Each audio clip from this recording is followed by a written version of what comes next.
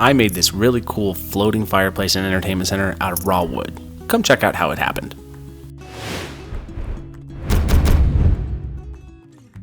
Any project that you're going to start with raw lumber, you're going to need to mill it to make it straight and flat.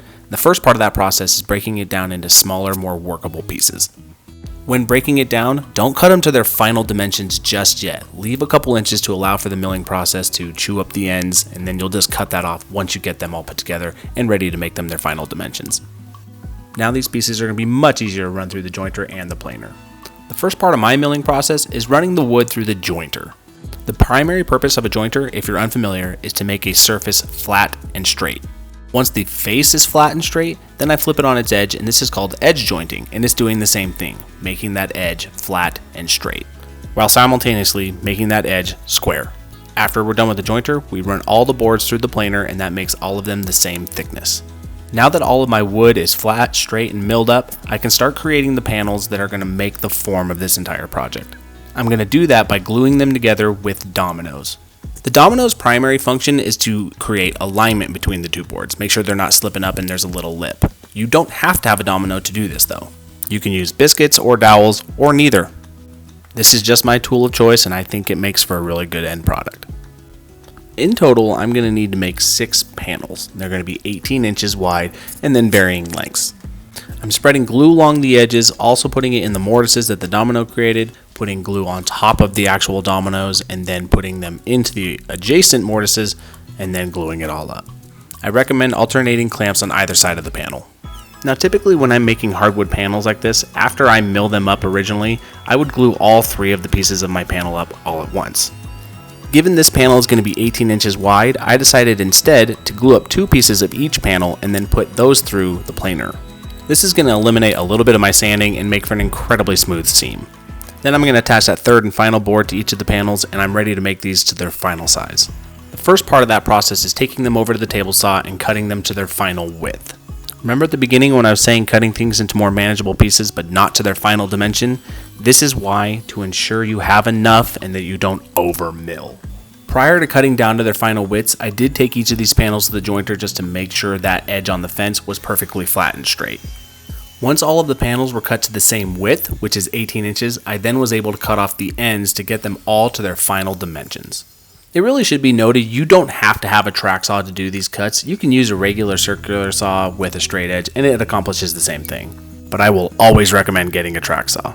Now the basic form of this piece is just a box, right? So I could just do simple butt joints with some screws, maybe some glue, and be perfectly fine.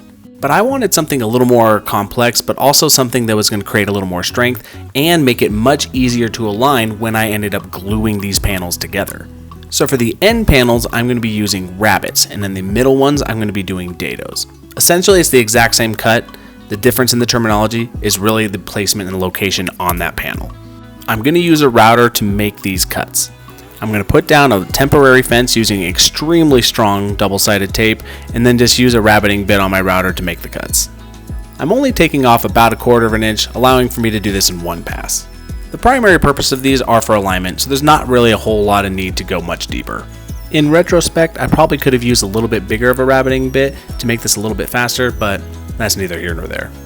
The setup for doing this on the dados, which is on the interior of the panel, is exactly the same. The only difference is I just have a second fence on the other side. That's it. The primary benefit to doing it like this is when I go to glue up all these panels to create the form, now the alignment is pretty dumb-proof. And it also does create a little bit of rigidity to the entire piece, which makes it stronger, which makes it last longer. Here I am making that exact same cut, but these are for the 2 interior panels and where the media shelf is going to rest. Because these pieces are on opposite sides, but I want them to align exactly, I actually clamped the 2 panels together and then did this dado cut all at once. This eliminates doing this whole setup twice and hoping that I measured exactly the same. Now they're perfectly aligned, and that's going to make for a perfectly straight shelf. On either side of the unit, there are 3 adjustable shelves. So I'm just flipping over that interior panel that I just made those dado cuts and using this Craig jig to create the adjustable shelf pinholes. Drill your first set of holes and then use the placement pin to drill up the rest of the panel if you need to. Given the media shelf is likely going to have a bunch of electronics that have wiring, I'm going to drill a couple holes on the media shelf as well as the 2 side panels. This is going to allow for wiring to go any which direction that the customer chooses and allows it to be somewhat hidden. This also will not impede on the back of the unit, so it can rest right up against the wall. Speaking of up against the wall, this is how I'm going to mount it. It's called a French cleat. It's an incredibly simple system that is also incredibly strong. The basic premise behind it is you have a board on the wall that has a 45-degree angle. You then have the opposite 45-degree angle board attached to the unit or piece that you are trying to hang. As long as the board that is attached to the wall is attached to studs and is incredibly secure, it is such a strong way to hang things if you like floating shelves, or in this case a floating entertainment center, and it's really easy to make.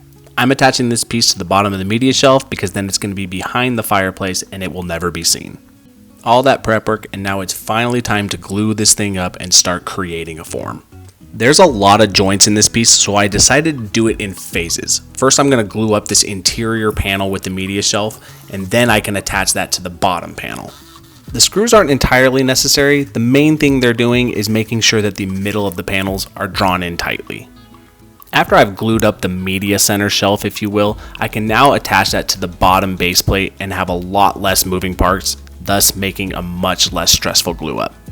As is the case with any glue up, I always recommend doing at least 2 to 3 dry runs so you can kind of understand your process and how you're going to go about doing it, and find any trouble points and solve that before you actually get the glue in the joint. Something I've discovered when doing dry runs is having clamps in very specific locations that are easy for me to grab when I'm ready to use them.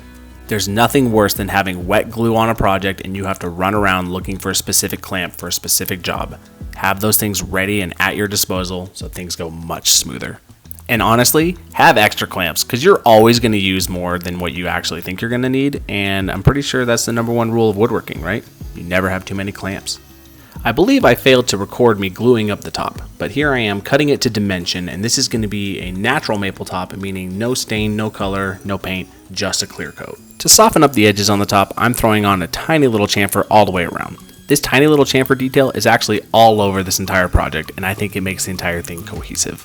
Now, one detail I didn't show you before I glued up the entire box, which you actually see behind me right there, is I sanded each one of those panels before I glued it up. It's a necessary evil, but it's something you gotta do. Now, in order to connect my maple top to that base, I needed to create these little spacers that are going to go in between the shelves and also span the distance of the media shelf. Because they're not necessarily a structural element, attaching them with pocket holes and glue is completely sufficient. And if you do a lot of pocket hole work, and I usually use that for cabinetry, buying a Craig Foreman, which is what I use to make these pocket holes, is completely worth every penny. Once this final stretcher is attached, the entire build is basically coming to a close, and it's just fine details before the finishing process. Remember when I said that router detail, that chamfer, was all over the project? Well, here I am doing it around the entire perimeter of the whole project, including the shelves, and I think again it just makes for an entirely cohesive look when you have the same elements all over. Here's where you know you're on the final stretch. You're finally applying finish. I'm using wipe on poly. I do 2 to 3 coats and sanding finely in between each coat.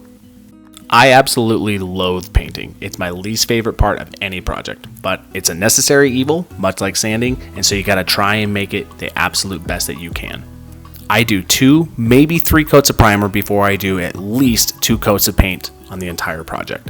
Because I utilize the French cleat system, installation is so incredibly easy. I first attach the board to the wall with the angled piece pointing out, making sure to hit as many studs as possible.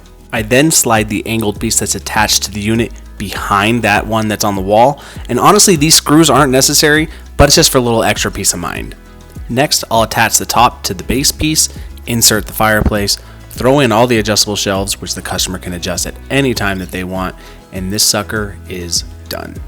I really hope you enjoyed the video because I really enjoyed making this really custom piece. As always, everybody, please like and subscribe and let me know if you do anything different.